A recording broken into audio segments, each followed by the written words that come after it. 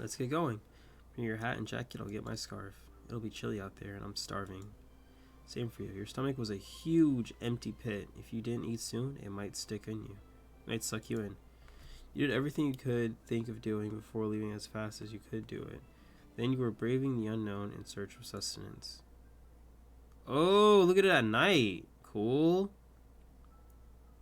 Nice. Oh, you're outside at night. That was not the same as walking around during the daytime. The orange-hued street lamps glowed like torches.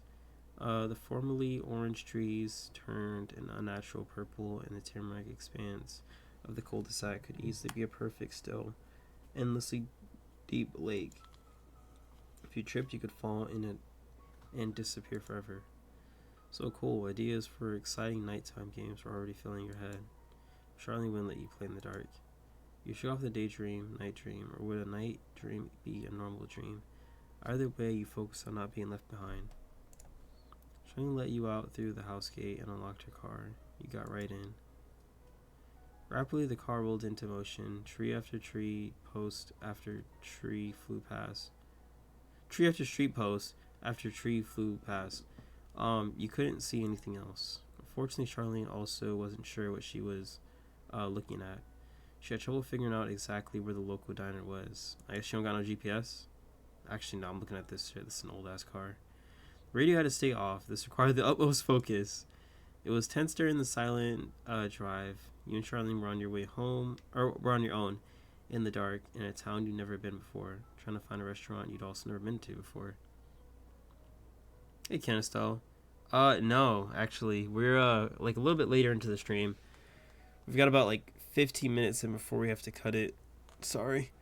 But, you know, we're making progress. We're making progress, which is good.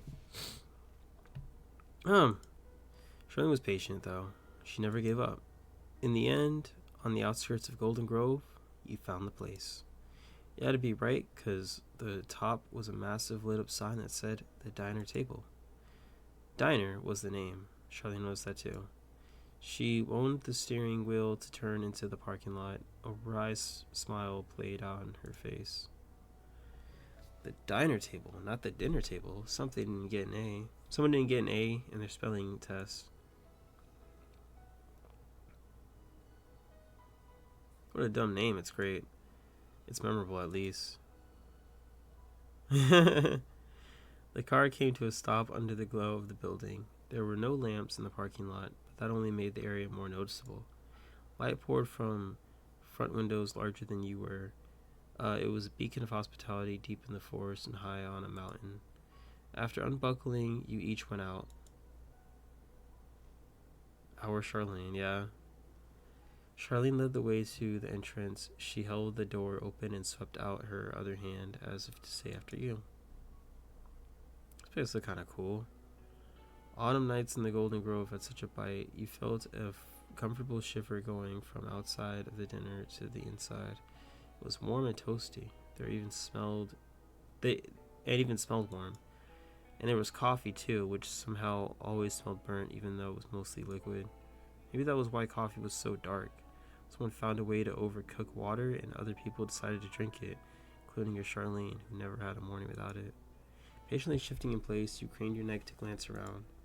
Most decided to be there at the diner table on a chilly Monday. A man in a trucker hat jabbed a knife into a thick cut of ham. 3 sweater-clad women, each with a mug in hand, and some teenagers huddled in a back booth and splitting a stack of pancakes. Mostly, though, it was nobody. 10 times more people could fit, maybe 20 times, so you had a clear view of the room. The diner table was full of different colors. You could list off greens, oranges, blues, yellowish ones, but all of them were dark or faded, so it didn't feel colorful. Kind of like if your classroom had grown up and gotten old and sleepy. I really can't go back and fix it. It is my mother's name. It's my mother's name, yeah, like my real life mother's name, but I do wish it could change to just mom. Could we imagine when Charlene said he'd be going to the town center? I swear he'd been right away on dinner.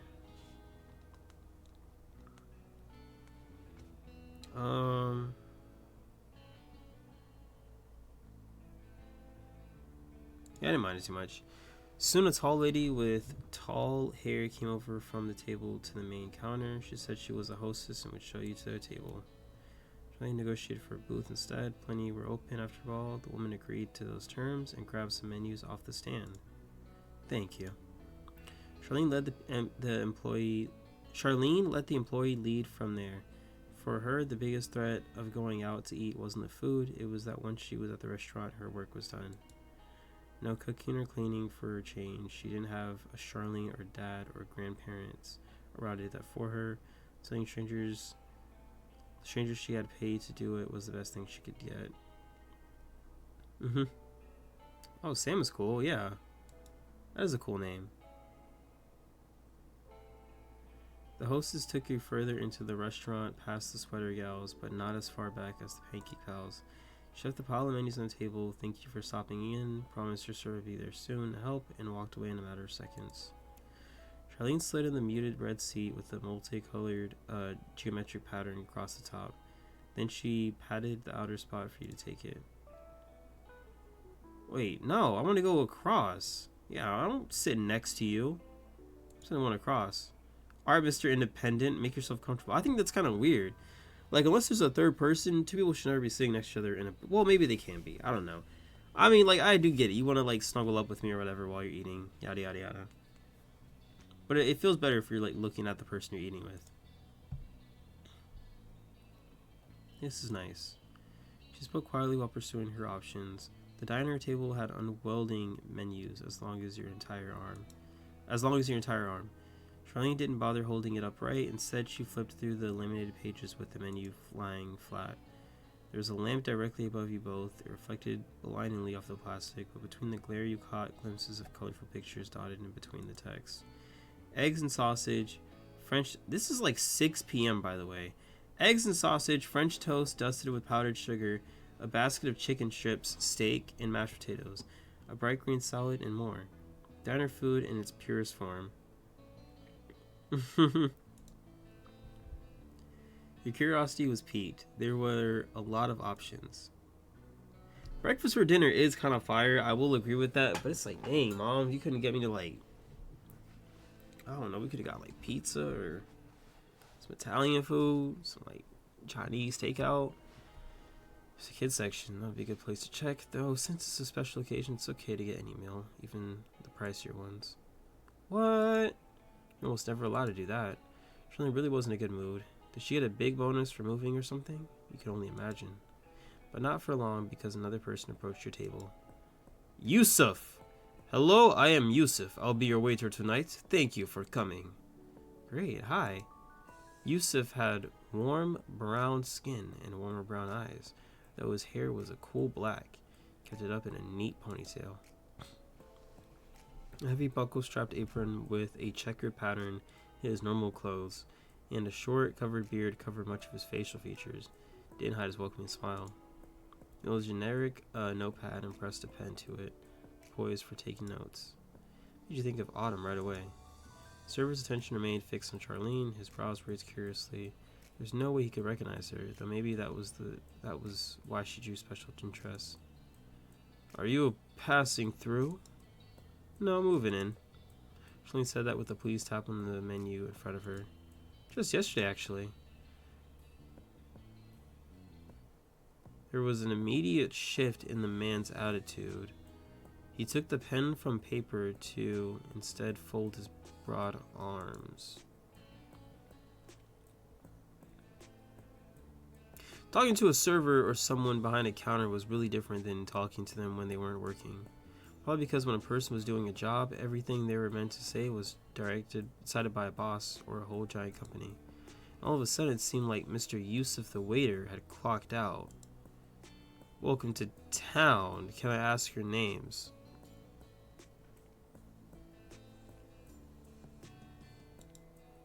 Sure, I'm Opal Holton. This is my son, Tay. Thank you.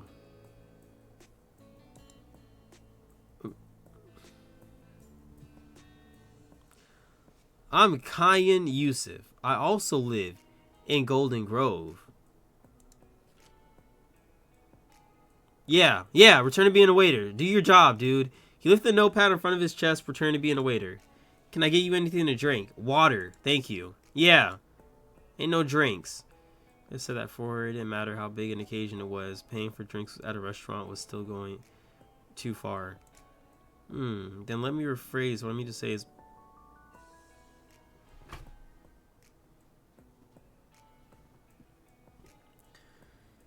what I mean to say is, please get a drink.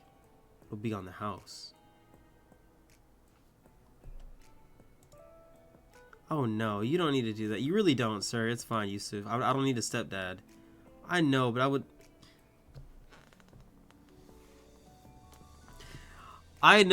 like to do it. I'm only filling as a server tonight. I am allowed to make those decisions.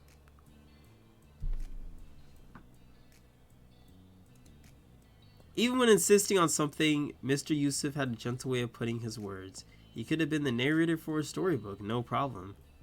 He wants your mom. He really wants your mom. Yeah. What harm is there in being hospitable to those you'll be seeing often? If you want to return the favor, come. Oh my gosh, bro. If you want to return the favor, come back another day.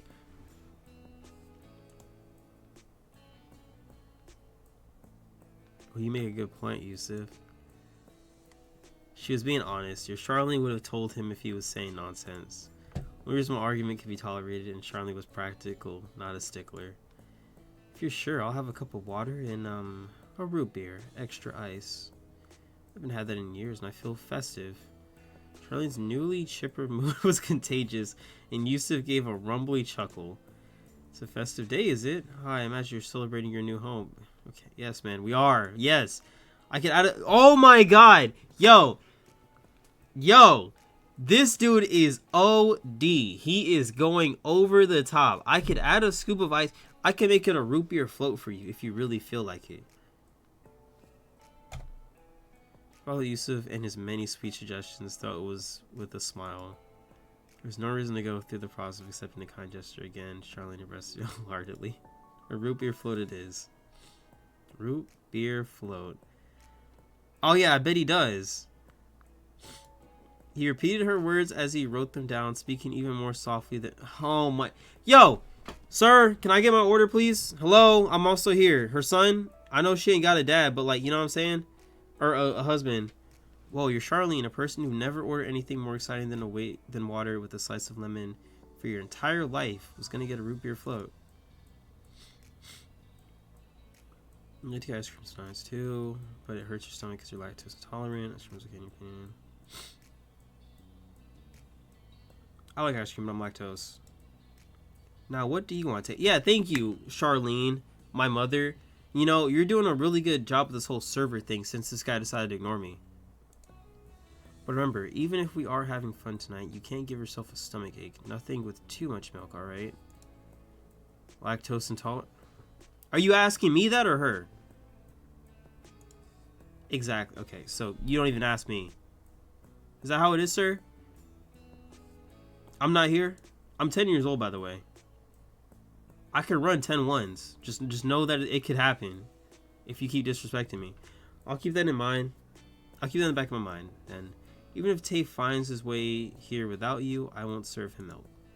That's okay. I wouldn't do that anyways. Yeah, I wouldn't come back here, Yusuf. Fucking fake ass Foozy Tube. I know what that name is. I know, Tay. Still, I appreciate how responsible everyone in this establishment is. Now go on, there's plenty of options.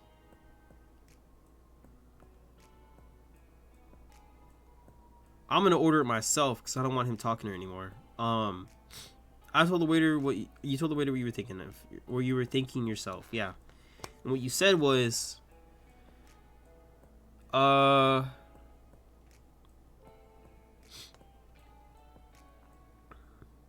the freak? No. Well, actually, it is cold outside, isn't it? Oh, I want hot chocolate. Hot chocolate? As long as it's mostly water, that wouldn't be too bad. Alright. A hot chocolate. He had a few follow-up questions about toppings, and that all got sorted. After a nod, Yusuf transferred the pen to the same hand that held the notepad. He Lower them both, okay? Return shortly with your drinks. Please take a minute to browse the menu. He left you there, leaving with wide, purposeful strides. Charlene watched him walk away. Oh, brother. Oh, brother. Oh, brother. You don't have to do any of that, ma'am. We know where he's going, bro. To the back to go tell them what to get. Oh, gosh. Small town hospitality is a real threat, isn't it? A real treat. No, it's a threat. But yeah, a treat. Yeah.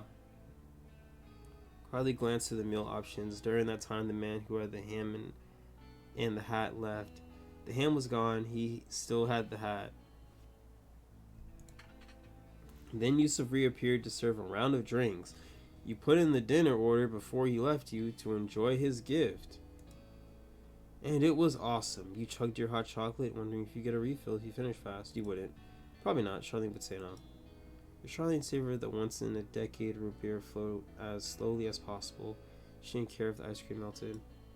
Nothing was loud or fast to visit the diner. A person pretty much had to take it easy in a place like that. There was no other way to be. When it arrived, the main course tasted okay. Tasted okay? Food was food, and you'd rather not be hungry. Oh, damn, so they don't even have good chefs here? Hold on, go back. Charlene shared all about her day, including an exciting story about how she thought there was a mouse in the bedroom. After catching it underneath one of the moving boxes, it turned out to be a larger than normal heap of dust. She insisted the bad lighting in there could have fooled anyone. She asked you what happened during your afternoon too. And then the food was gone. Sort of. I know me, bro. When I was younger, I wasn't finishing food like that. Used to spit in our food or something. Maybe that's like some kind of fetish thing or something. It's so bad.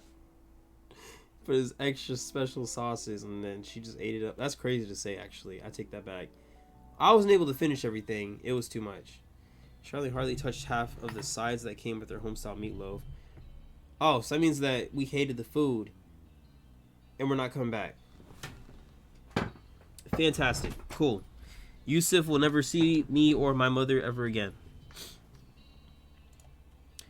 The plates that were empty got stacked and used. Napkins were piled on top. Your Charlie made sure the table was as neat as a mess of dirty stuff could be. The tower of dishes caught your weighted attention and Yusuf approached it. I said something in hand when you stopped by. This time it was frayed fox leather folder. Yusuf placed it on the table. You got a better look then. In gold letters across the top it said, "Thank you." He brought the check before Charlene needed to ask for it. Hello, I hope you enjoyed your meals. No, I absolutely hated it. They were wonderful. Thank you for asking. And thank you again for the drinks. Charlene's praise brought a grin to Yusuf's face. The local waiter toyed with the buckle on his apron, straightened like it was a medal of honor pinned to his chest. He served his customers well that night. Yeah, just the two of us? Well, and everybody else. Thanks for coming in. You pay at the front. Sure, I'll handle it. Oh, can we get a couple to-go boxes? Yes. That's great. One more question.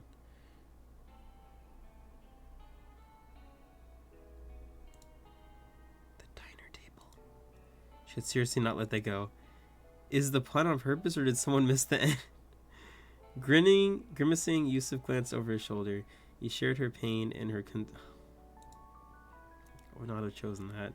If it had been up to me, but yes, that is the intended name. Yeah. And there you have it. That's all. Thank you for your gracious help tonight, Yusuf. We feel extremely welcomed. Glad to hear it. Good night, Bullet Tay. She didn't give you her... Oh, I guess she did. Never mind. No. Yes, she probably did. Yeah.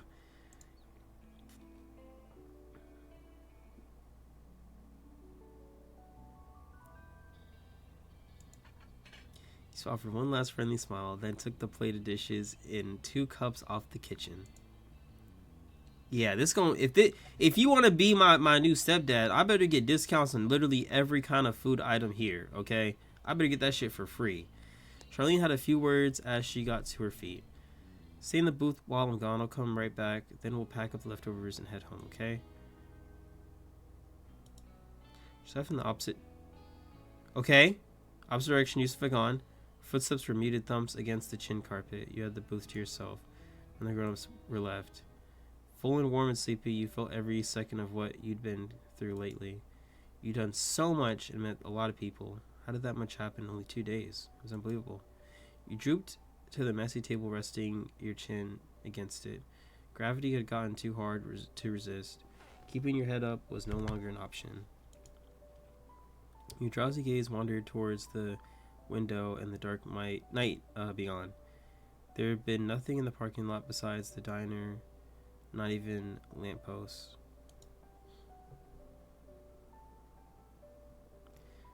You hadn't expected to look at anything in particular, but it was raining. I'm getting comments on that date everything short with the the freaking what was his name? Scandalabra John Wick. I'm like looking at some of them, like show up my phone for notifications.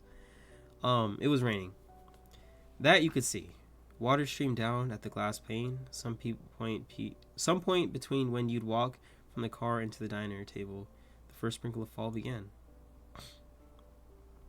I absolutely always loved the rain, especially when it was released. Oh yes, yes, yes. Relaxing even more, you stared absent-mindedly at the black panel. Each time you opened your eyes after a slow, heavy blink, the pattern of droplets clinging to the window changed. There were endless orange and red and yellow and gold leaves on the ground. That wasn't everything striking about the current season. The weather was thick gray clouds that showered the world. Was just as important to the core autumnness of a place. And he's voiced by Ray Chase. Yeah, I love that. When you thought of fall, the picture in your head was of leaves and drops of the water falling. Oh, I actually forgot. Hold on, I need to look this up just to make sure I get it right. Let me see if I can find this.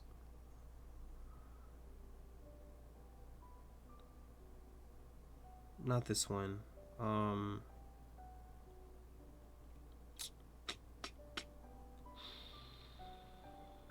Fuck, I gotta...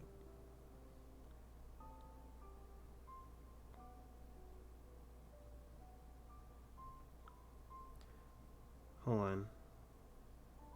Let me look this up.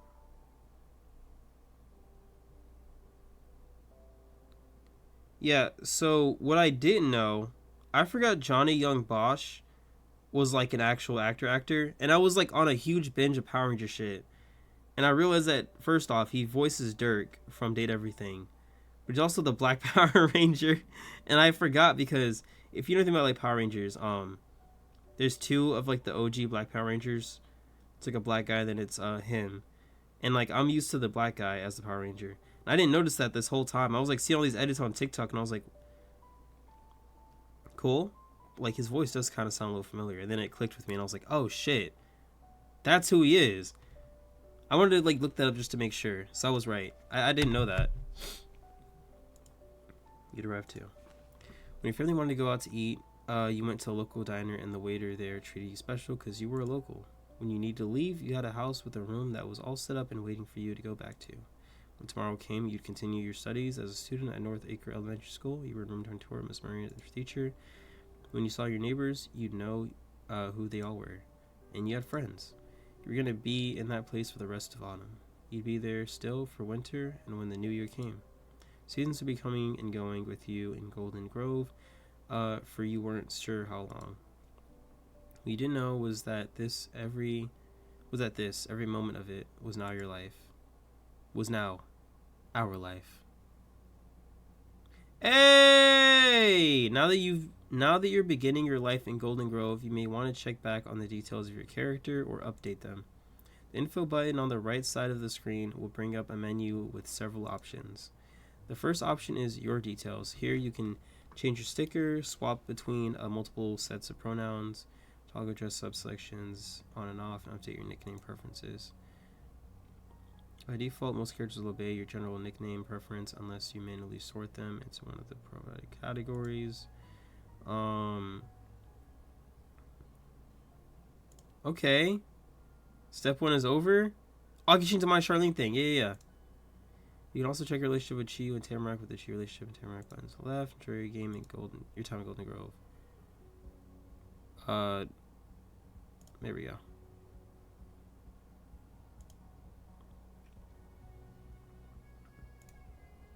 Let me just go ahead and save here real quick.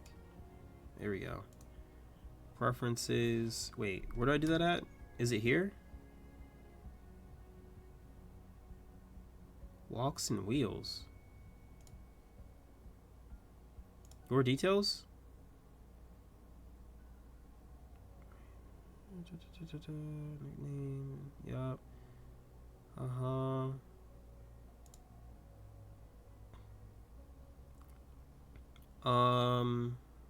on. It said I could do it, but I don't want to like skip ahead or anything. I mean, I did save. Walks. Play the walks moment. Wheels. Play the wheels moment. What is this though? Okay, so we have. On this stuff doesn't do anything. Oh. What the freak? What is this about? Is it a like? What is the step 1 moment selection thing? I don't remember anything about wheels.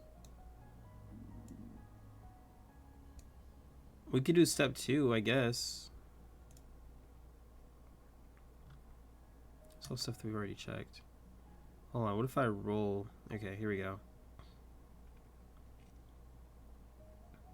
Your thing. It's under your. Okay.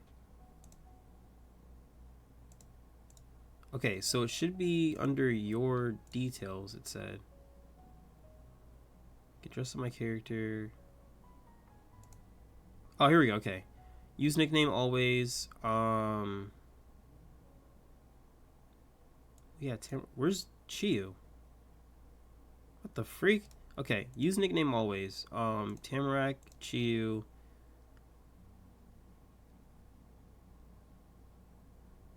Yeah. Yeah, I don't really fuck with anybody else really use my nickname. Everybody else in here can just, you know.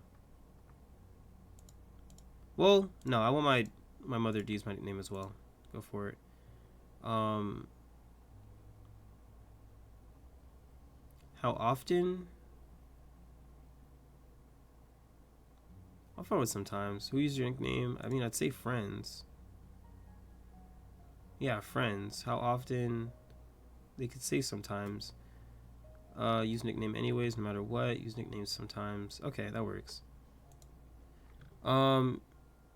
So, okay, so the second part isn't out yet. So if I go to step 2, oh, it's a preview, duh. The demo includes a preview of step 2. Parts of the preview will be arranged differently in the final game.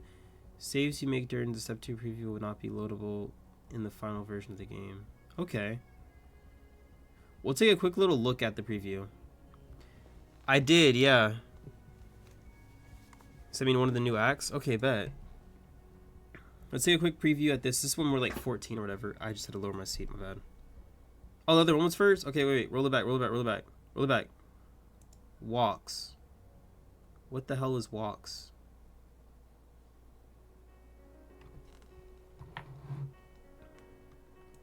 I mean, you know, I want to get fitted based off of what I got going on here.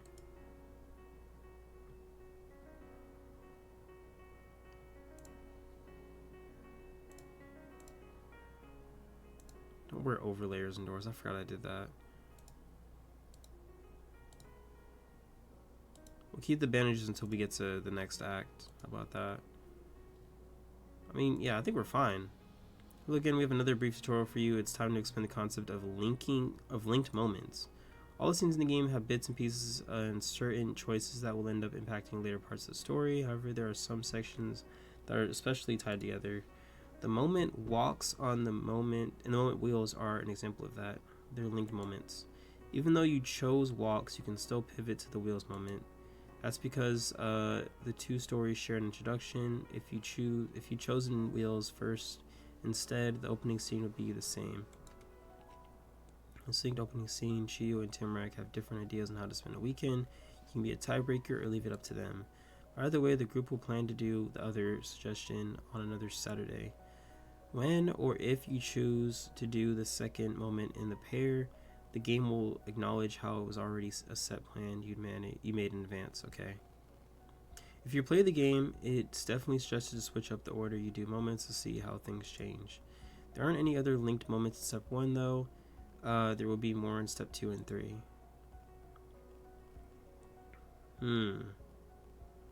It's 11:40 right now. We got time. Why not?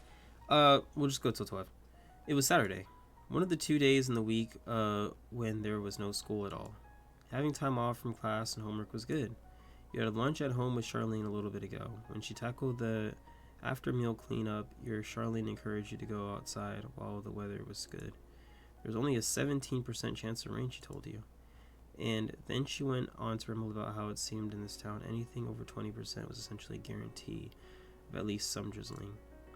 The talk about weather had gone on for another minute before she remembered you were standing there listening. She urged you again to leave her to the dishes and go enjoy the weekend.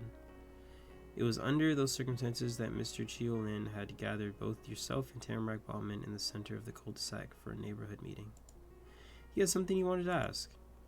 Do you have bikes? No. She came out with a reply immediately. What? She shouted reaction was even more instant. Somehow his brain hadn't been prepared for anything other than yes. How do you live without bikes? Like this. The golden-haired girl did a little jig to show how great she was at living with no bike. She tapped her toes and waved her hand in the air. Chiu leaned his face away from the show. Alright, okay, what about something else? Anything with wheels? Just like that, her limbs flopped down again. Tamarack squished her lips from one side of her face to the other, thinking. I've got a scooter from my mom and dad in one of these closets. That works. She rolled with the exchange expectations, and he glanced at you. Tay, I got a skateboard. Yeah, I've got my skateboard. Ooh. Tamarack started the bikeless dance up again. Chiyu fewed in relief. Finally, Chiyu revealed the reason he'd been so keen on all this wheel talk. You know I'm meeting with the club today. Oh yeah, I changed up my room. I spec'd it up and stuff. It's pretty cool. Chiyu's boys club, or boys club, whatever they decide to call it. Him and those two older kids. Oh. Baxter the mysterious boy and the one you weren't sure about. It is sort of a club thing, but you can hang out with us. I thought we could go on a ride together and everybody would like it. Chiyu scratched the back of his head with his left hand. Were you and Tamarack the only kids in Oregon who didn't have a bike? We're really in Oregon, bro. All of Chiyu's friends must have, so maybe. It'll be okay if we go on foot. We still got the whole afternoon and the whole group. I don't want to go to the stinking town. Sorry. Jeez. Calling Golden Grove the stinky town got a stunned chuckle from Chiyu. But Tamarack was totally serious. Why can't we ride things in the neighborhood? Because we live here. We always stay in the neighborhood. It'd be cool to leave while we can. Yeah, you know what I'm saying? I bet even you'd like where we'd go, because it's a park. There's plenty of trees and stuff around. Have you seen that? Huh? It's on the opposite side of town from us, back where the high school is. The park is the best place to ride for speed and tricks. There's no cars or hills. But just walking around is good too. Tamarack narrowed her eyes in silence. That itself an obvious answer to Chiyu's question. She had not seen the park. Wait. You did. So did Chiyu. The neighbor on the right was thinking hard. Then she let out a sharp gasp as she hopped in the air like a tire popping. Is that the special thing? Whoa. Laughing and shaking his head, Chiyu barely managed to give Tamarack a straight answer. No, it's not the park. That thing is totally in the forest. His snickers and voices got quiet the more they went on until you could hardly hear him. I didn't remember I said that. I should have written it down before school. After a total swerve, Tamarack had managed to pull Chiyu took control over the situation again. Yeah, I could show you that if you want to do it. What's happening? You might really find out what the special thing was. The rest of the club would come with us too. We'd have to give up on riding though through town and seeing the park though. For someone talking about not doing what he wanted to do, Chiyu's voice was light and carefree. Okay, I want to do the special thing. Cool.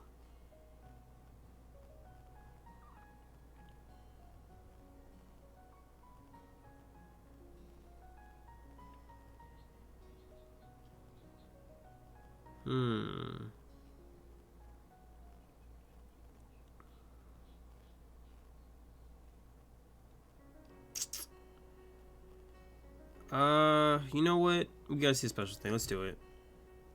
Is this a real life order? What do you mean, like a cul-de-sac? I mean, those exist. Those we do have cul-de-sacs in the U.S. I live near some. I don't live in a cul-de-sac. I don't live in a gated community. They're usually in gated communities. I don't live in gated communities. Tim began to clap and chant in time as if she was casting a spell to make your wishes come true.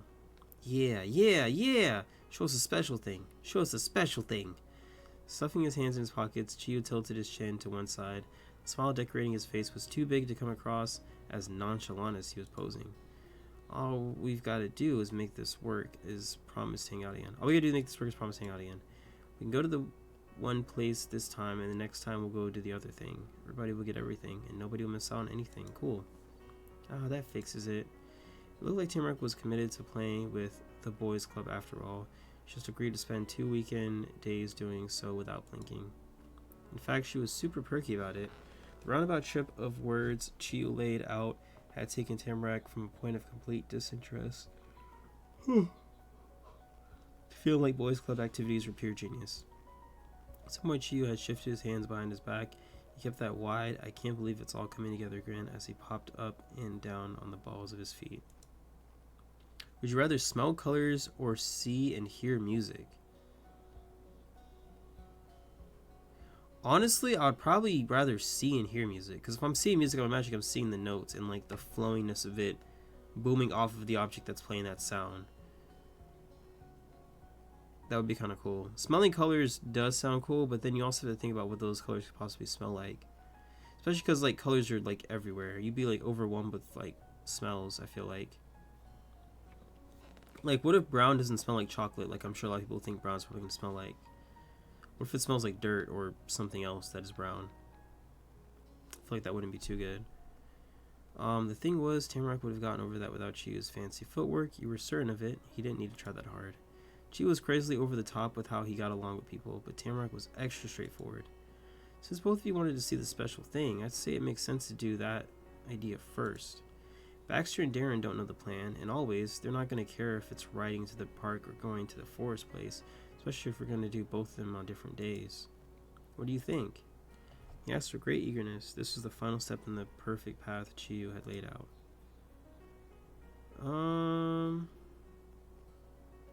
Yeah, facts. Yeah, we can all do that. We can all go to the special place. It's a promise. It was. You and your friends had a promise. Step 1. Walks. Oh. He started suddenly from a thought in his own head, eyes opening wide. We're not going riding. I gotta call the guys so they don't bring bikes back in a second. Yeah. Up and dashed away before anybody could say anything about it. Your eyes followed his trail of footsteps like they were sparks from lone firewood shooting off. Chiyo shut his house doors behind him, and the neighbors went completely silent. The message came to you too in Chiyo's wake. If you were leaving the neighborhood, your Charlie was going to need to know about it. Charlie didn't stop you from doing stuff, she just liked to be aware of what was going on. Shark, I'm going to go tell my Charlene what we're doing. Okay, I'm going to stay right here and not tell her. Fam? Timurk was determined as if Chiyo might be trying to escape and not show her the special place after all. With that, you left. Alright. I'm going to go ahead and save here. We're going to take this prologue. Would you rather have the ability to eat uneatable food but not normal food ever again, or eat one food for the rest of your life? That's a good question. Honestly, it's one thing to eat. It's another thing to like really wonder what the health values are for it. Like, what if you eat something, like you're able to eat something but it ends up killing you or something? Alright, hello everybody, we're back to our life, and we're finishing it up because we're on this what is it? It's like wheels or walk? I don't remember what it was. It was something like that. I think we chose the walk option. It's something something something, and we're gonna go ahead and go on this little trip with Tamarack and Chiyo. So we'll just continue where we left off, just like that. You found Charlene in the kitchen and explained what was going on. She thought that was hopeful. That was wonderful. Appreciated you keeping her abreast of your busy schedule and hope you'd have fun. Abreast, she said. You laughed again just thinking about it. Charlene had to put a hand on your shoulder to keep you focused while giving her one guideline. Be home before dark. Tamarack waved from her spot in the road. She hadn't moved an inch and was the only one there. Chiyu's job wasn't done yet. You should not let her, what are they called? Omi and Opa know? Took a long time of standing there, probably 10 minutes before Chiyu came back. Eventually, though, he burst through the white door, yelling ahead of himself. He must have agreed that it took forever, because he wasn't wasting even a second then. It's all good. When Autumn arrived at the center of the cul-de-sac, he wiped his forehead with a gloved hand, then talked some more. Everybody ready? Yeah. Timrack's voice was low and serious. Yeah. Whatever. I am very ready. I'm ready too. And so, you and your two neighbors set out for places unknown. Well, unknown to most of you. The first leg of the journey took you down the hilly road. It was the only path out of your neighborhood. You had to follow it even to get to a super secret location. Your small group marched along until you arrived at the heart of town. Golden Grove. Main Street. You know, I do kind of find it funny. And this isn't like any reptilian, but like I can tell you guys added this in after. Like the artwork, you guys told them probably specifically, yeah, don't worry about writing any words. We'll just type that in later. I don't know, you can kind of tell in some way. We got a barber shop right here. Okay. What is this, like ceramics? Meliers? I don't know what that is. You had a crane neck to take in the full view of the swirling arc marked Golden Grove. It towered over Main Street and all the people in it. But it didn't distract you for long. You scurried out of the road before a car could come by. Chiyu and Tamarack were right behind you. Being there felt different that afternoon. You had to pass through a part of Golden Grove on the way to school, and your Charlene had taken you around town to run errands and stuff. But none of that was the same as wandering on Main Street just 'cause, for fun, because you could.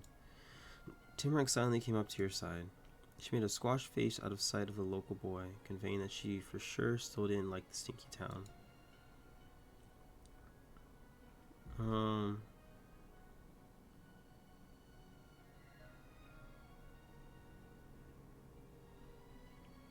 She's being silly. The town looks super nice. Yeah. Chiyu couldn't stay out of even a wordless exchange for long. He began to list out what exactly the buildings were. There's a barber store, clothing place, a library, an antique shop, thrift store. At that, he paused, the bullet points to fit in a sly joke. Though, not like you can tell the difference between those two. They're both selling old junk no one wants anymore. Chiyu and Tamarack snickered together. Not even Golden Grove itself was safe from Chiyu's teasing ways. My Omi loves antique shops and thrift stores. Yeah, she does. Oh, and down there on the corner is the corner store.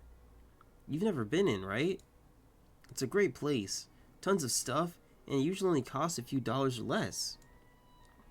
I've got to say something about it, but let's wait for the club. And that's what he did. Chiyu zipped his lips and folded his arms.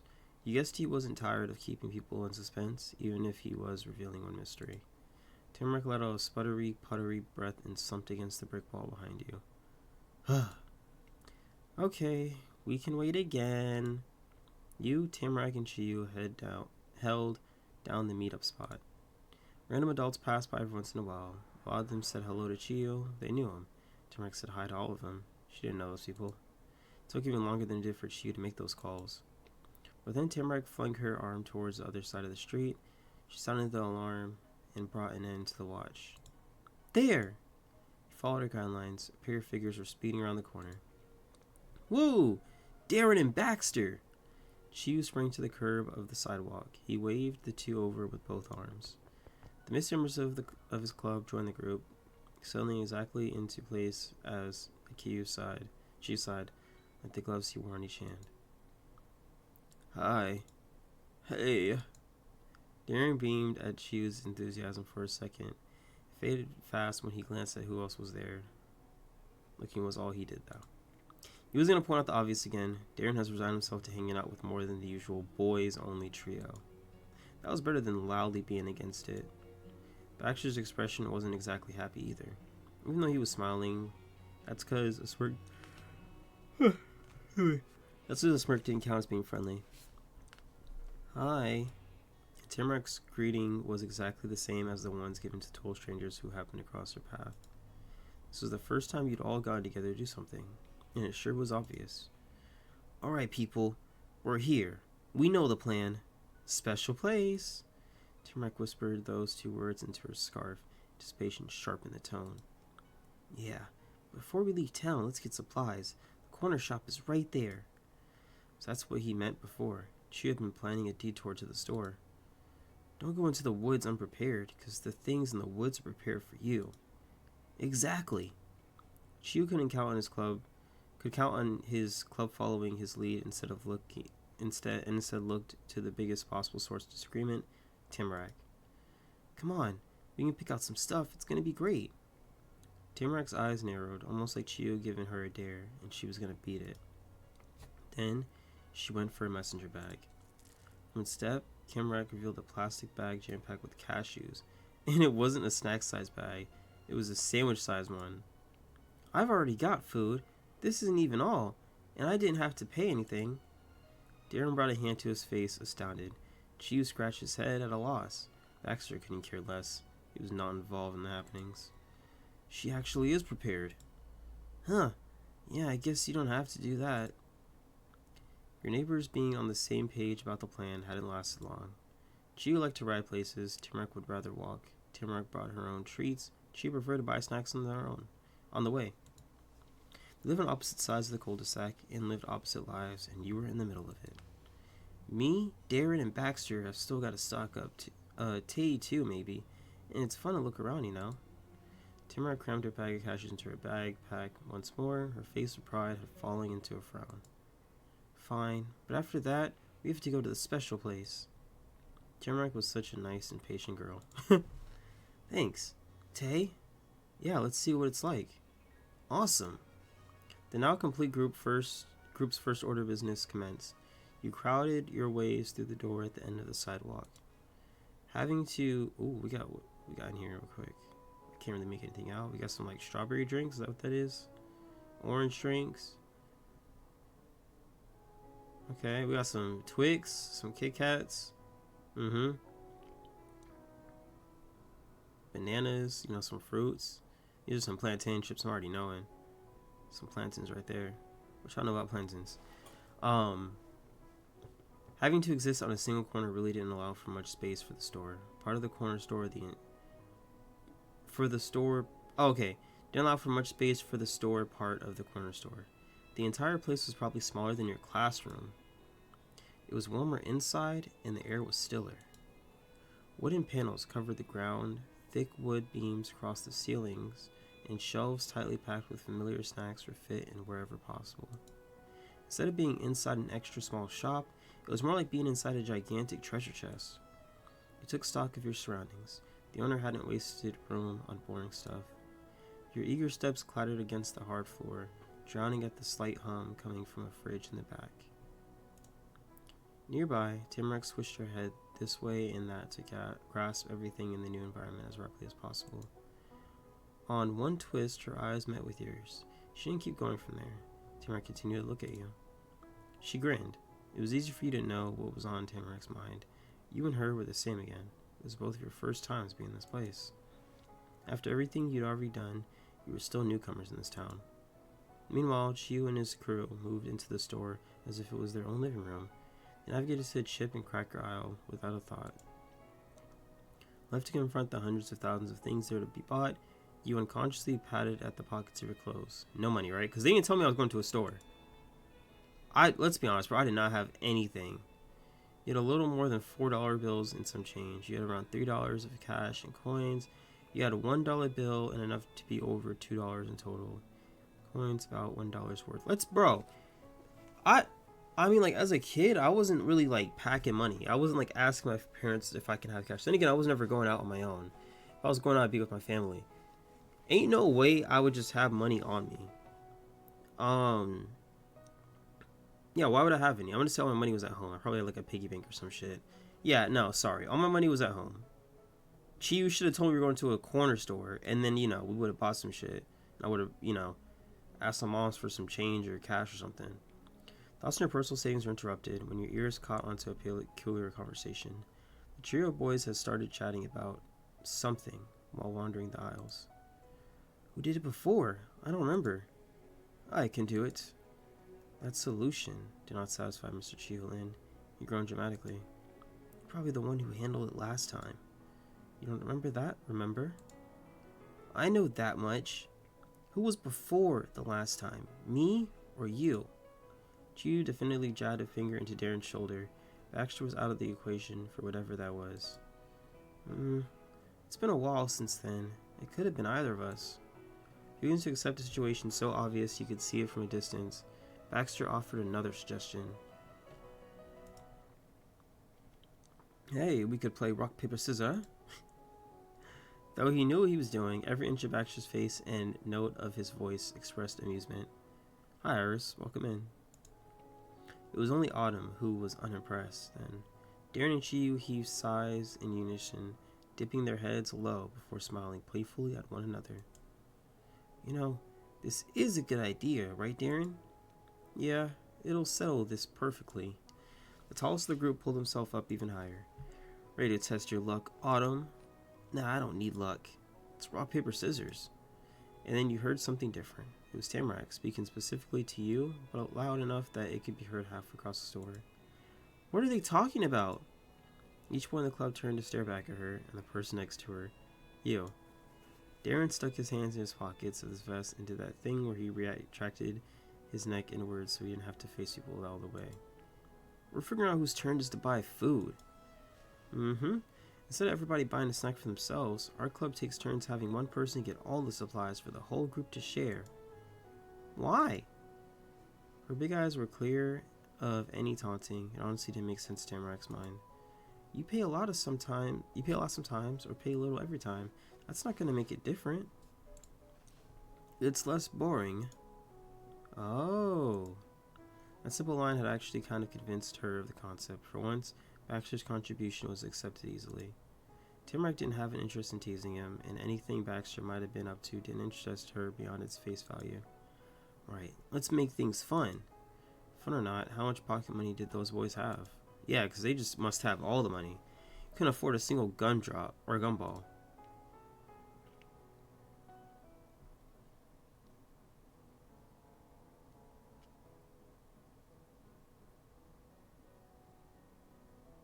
Curious to find out how the game would go. Yeah, just watch.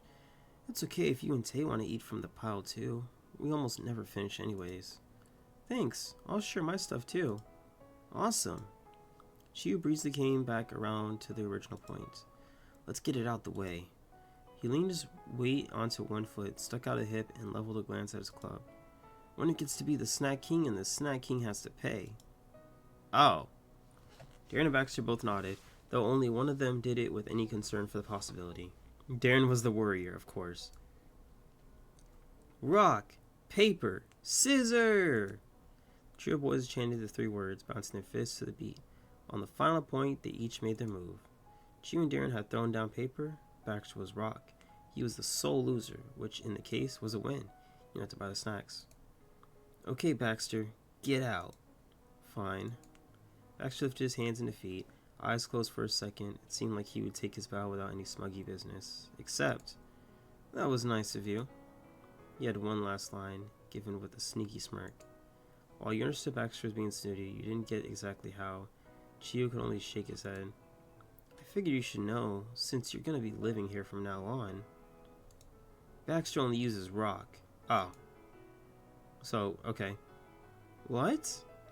Tamarack went from dead silence to releasing a high-pitched yelp. The volume was enough to cover the entire store that time. Yep, he's never picked anything else in his whole life. Pretty sure he hasn't for as long as I've known him, which is like 2 years. Forever? Is this the Wheels route? Yeah, I think it's the Wheels one. I'm pretty sure it is. I'm fairly certain. No, I think it's the walk one, actually. Because I think I chose to... We're doing, like, the secret spot or whatever instead of going riding at, like, park or whatever. I think so, right? I think that's how it works. I don't remember which one I chose, but that's what it led to.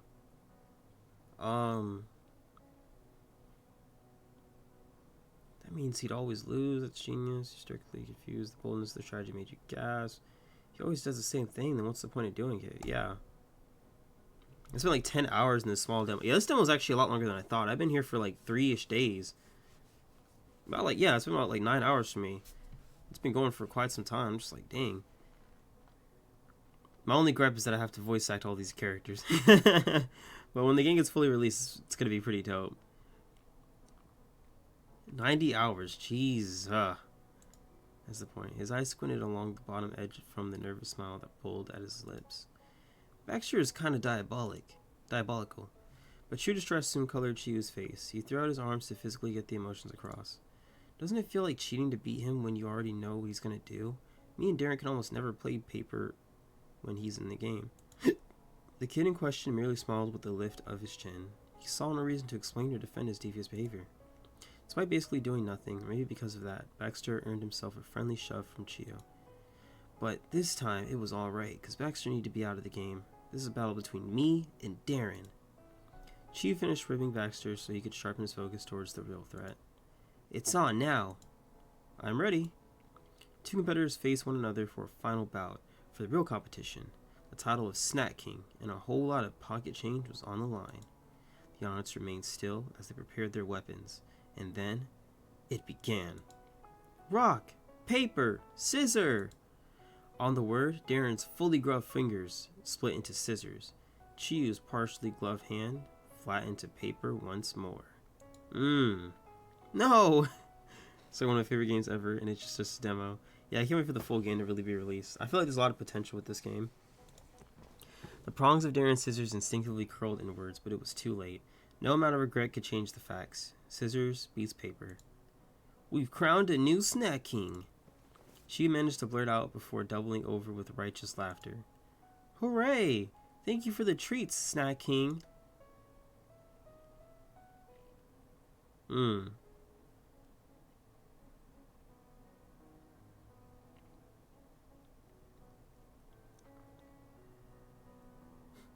Hurry it up already. You know what? I applauded Chiyo on his loss. Thank you. It's great to be just a normal kid. I actually haven't, but I did look that up just now. And I might actually give that one a shot, because I know it's like a fully released game.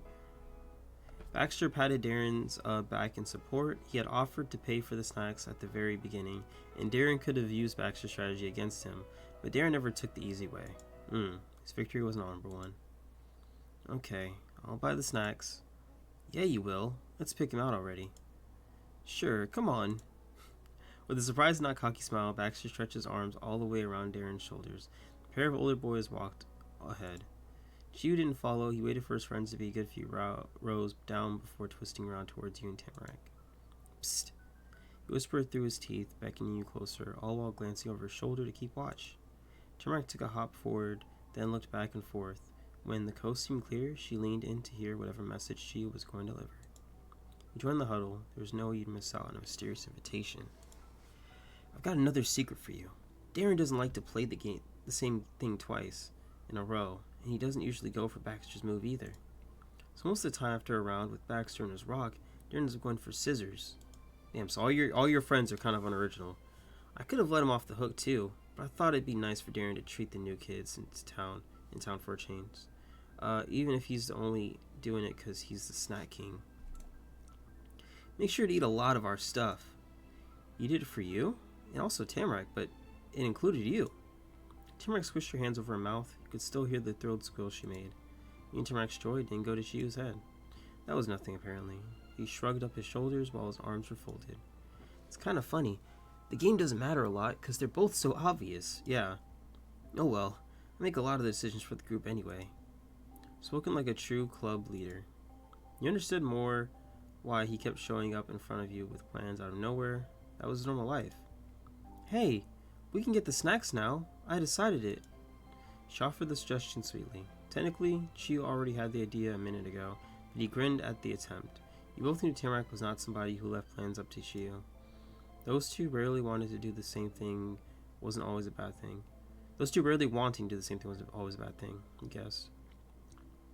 It's fully finished. Okay, bet. So I might give it a shot then. That's good with me. She strolled off to join Darren and Baxter again. Tamarack stayed hot on the boys' club's heels. She wouldn't be left behind whether she needed to go shopping or not. There was nothing to do except let the boys browse. Eventually everyone getting something had their choice, and the five of you had gathered at the back of the store. Gio was in high spirits over the conclusion. He picked out a bag of spicy cheese crunchy chips. Baxter chose sour gummies. Snacky got himself some beef jerky. Okay, fire. Darren marched straight to the counter and slapped down a $10 bill. He called to his club without turning around.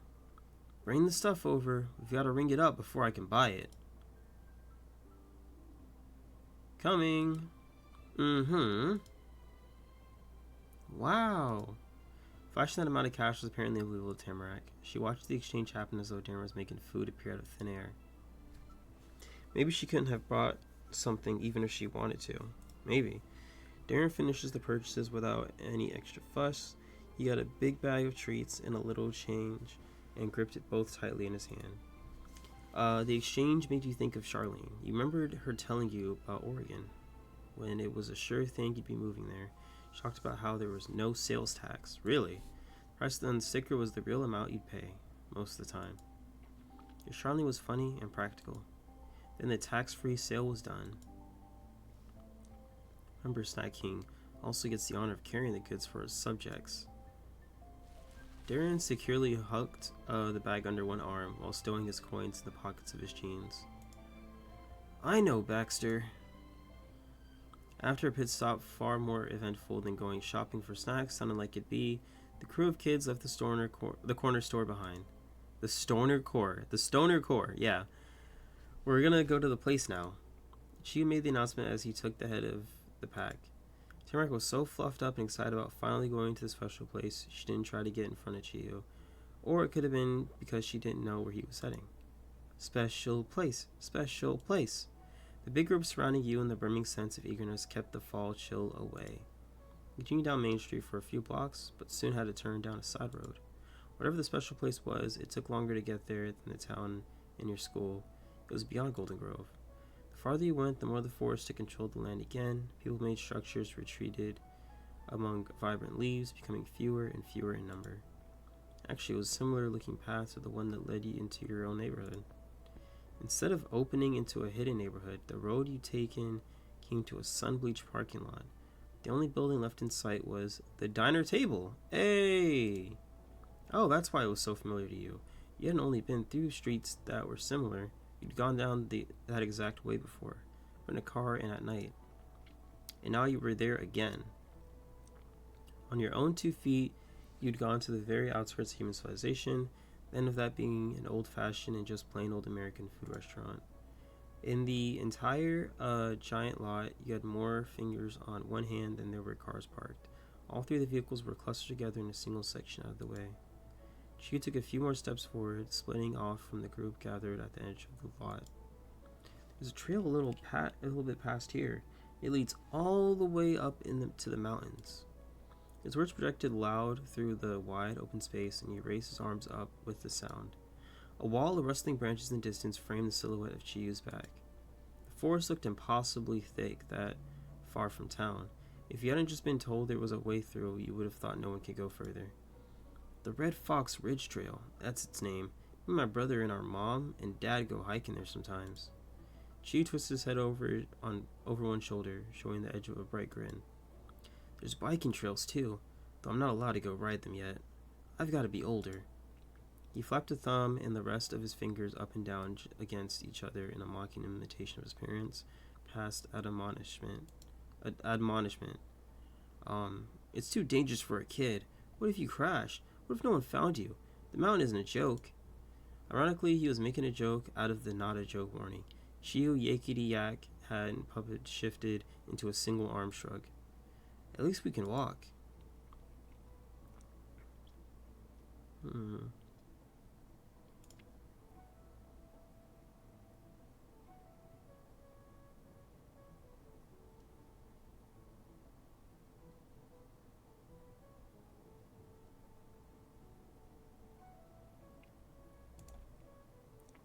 You have a brother? Me? They announced with a high questioning tone. He did not expect you to speak to him directly about anything. Changes to and from him were normally transfer between Chiu and Baxter. Yes, you. You're the one who has a brother, I guess. Well, yeah. His name's Devin. I don't have other siblings. Darren and Devin, the Murray brothers. Where was he? How come you never see the mystery Murray anywhere? Darren simply readjusted his grip on the snack sack, deciding his work answering what you was done. Baxter with his greater wisdom filled you in on an important piece of information. Devin is 16. Oh, he's an adult. No, I'm kidding, not an adult, but a grown-up in our eyes, I guess. He's 16? Mm-hmm. That was why. Darren was the same age as you. Chiu said he was 12 when you met him. That still meant his big brother was 4 years older, not to mention nearly an adult. He might have been double digits in years, but Devin was in double digits school grading. Of course you didn't hang out around kids like you. And wait, how old does that make your mom?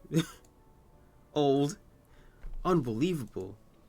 She looked like the youngest of the grown-ups you'd met in the Golden Grove, but had a kid who was already old enough to drive a car. You'd be fooled by the pigtail braids. Adults were really hard to figure out.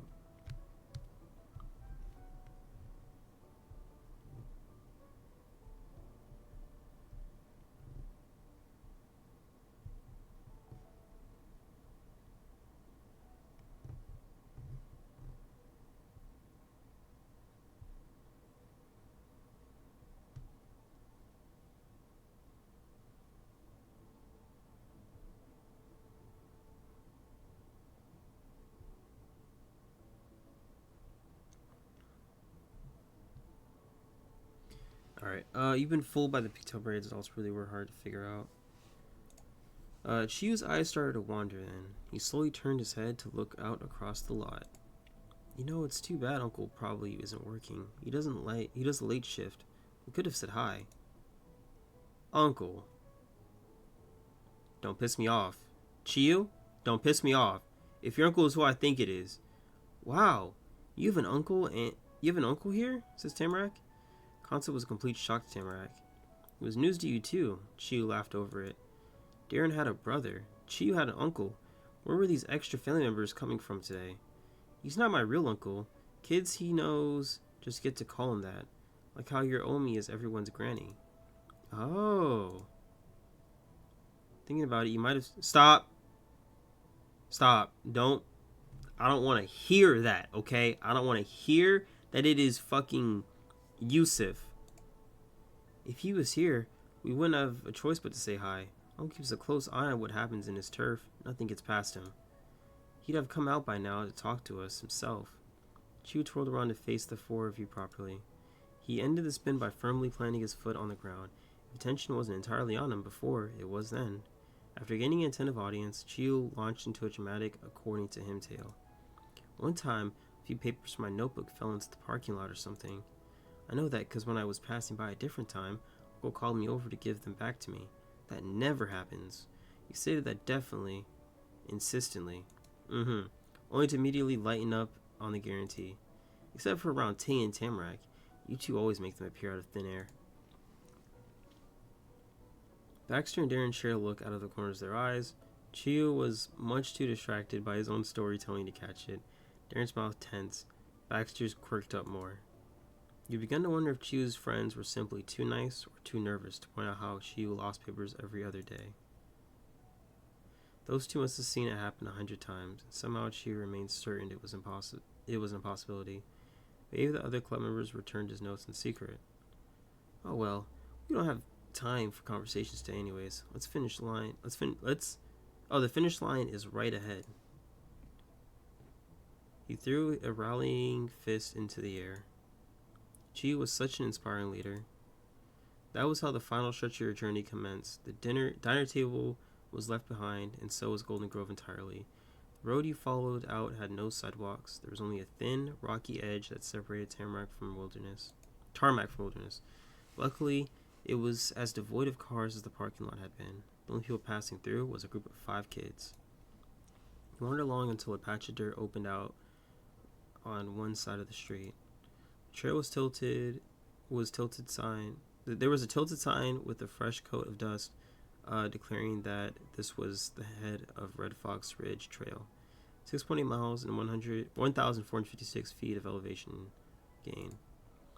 You spied a narrow path curling through the bushes and tree trunks, soon disappeared past where you could see. The way it unfolded made a streak of pebbles feel playful, like the red fox of the ridge had left it behind only minutes ago, and was daring you to chase after its route.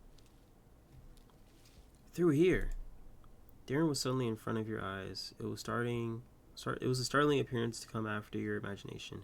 His spiky blonde hair and striking orange sweater was oddly fox-like. The red fox boy screwed up his face in confusion. Darren almost asked what that was about, but didn't. He kept going. You all did. There was no going back now. Advancing under a canopy dense enough to cover the entire sky, you made your way through the forest.